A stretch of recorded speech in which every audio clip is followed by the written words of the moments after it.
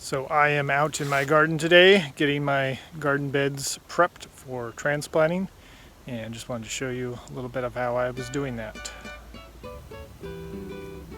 So I'm screening compost over in my forested area over there and hauling it in here in the wheelbarrow and dumping it.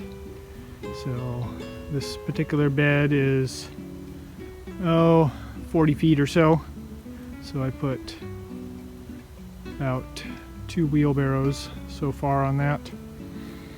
I'll probably cover it here. The other beds are 50 feet. I usually do around 3 wheelbarrow loads on the 50-foot beds. So all these need to get compost on them. So I'll show you what that looks like after I spread it out here. Here's some of our nicely blooming rhododendrons right now. This is one of our smaller ones. And here's our big one out here.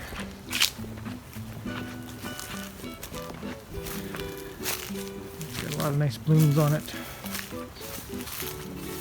And some that are still opening. Here's some that are still gonna open, and then some that are open already. And bees are really enjoying our holly. Or see here, what is that? Yeah, these are little native bees here. There we go. There's a little native bee right there.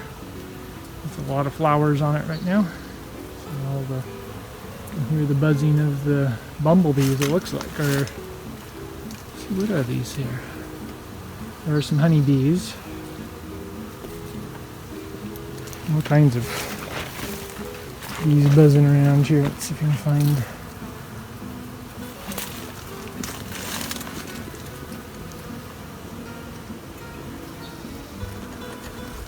A honeybee there.